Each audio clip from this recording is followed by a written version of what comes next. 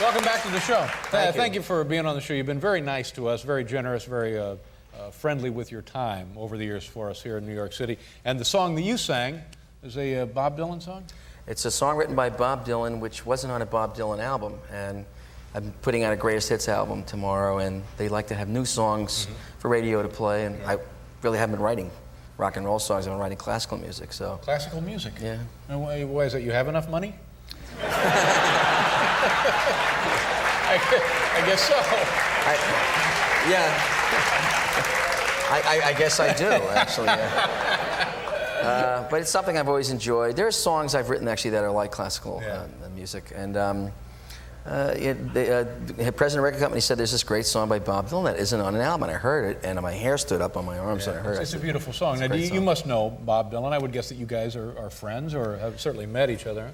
I've met Bob over the years from time to time. First time I met him, he came to visit me. His daughter, it turns out, was a fan of mine. This is back in the early 80s.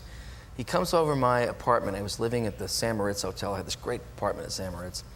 And introduces his daughter to me, and she's a fan, and she's asking me all these questions. And I'm trying to carry on a meaningful conversation with this teenage girl, and in my kitchen is Bob Dylan, and he's leaning against my refrigerator going, hey, it's okay, That's cool.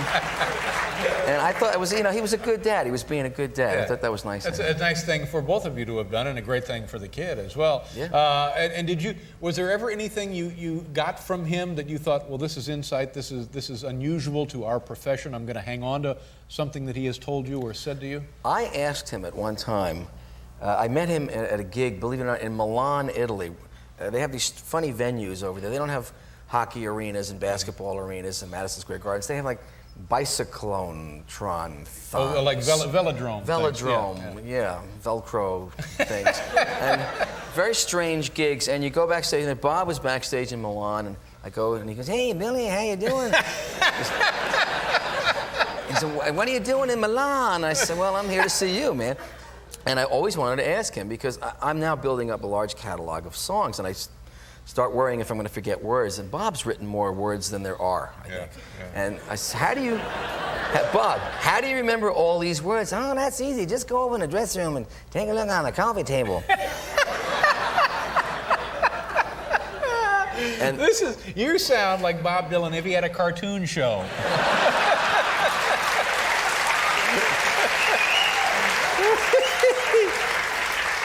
He was in a good mood that night, I guess. Yeah. So I look over on the coffee table, and there is like a store-bought book, Bob Dylan's The Songs of Bob Dylan. He's got them all right there. He's got this big book on the coffee table, and I said, well, okay, but how do you read the lyrics on stage? He goes, well, I really can't read them. I just feel good knowing they're there. Casey has to run backstage and do some research on his own material. It's like a security blanket, and I've actually started doing that. I put a little book of lyrics on the piano. Of course, you can't dive into them in the middle of a song, but... It just makes you feel a little bit better. There they are, yeah. Now, talking about money, you now, in addition to everything else, are building boats, designing boats? What is the... I like boats. It's my great getaway. I can go 100 yards offshore, and it's like I'm on another planet. Really, it's a great way for me to get away. And I've had a couple of boats built, and this was a boat that I helped to design based on the old commuter boats from the 30s and 40s. It's a good-looking boat, isn't it? It's a handsome boat. Yeah, it's a lovely piece of work. Is this like an old wooden boat, or is this steel? It's actually made out of fiberglass with a Kevlar, infused Kevlar, and it's very strong. And it looks like an old boat, but it goes about 60 miles an hour. So you're going along on this boat, and these guys are going by, and they're fast boats, and they're production boats, and they see this old boat coming up to them, and they go, ha, ha, ha, and they put the throttle down, and you just keep going ahead of them. and then they get on the horn after a while, they go, what the hell is that thing, And it's a Shelter Island runabout. And you have your own boat building company? Well, I'm the guy who owns the parts that they make the mold from, the hull and the fiberglass That's very impressive. And you own one of these yourself, obviously? Yeah, but I never get to use it because my boat is the demo boat, so they're always showing customers. Salesman always out in your boat. Exactly. And how many have you sold?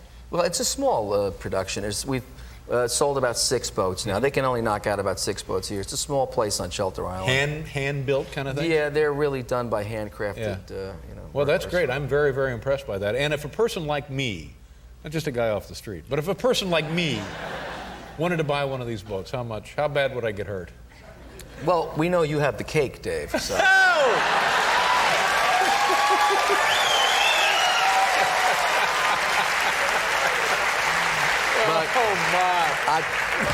I'll put in a good word for you, though. Thank you very much. The CD, it will be in stores tomorrow. Greatest Hits, volume number 3. And this would, I guess, take you closer to 100 million in sales, wouldn't it? Something like that? Hopefully. Yeah, good for you. Thank you again, Billy. Thank you, Nice to Dave. see you. Billy Joel, ladies and gentlemen.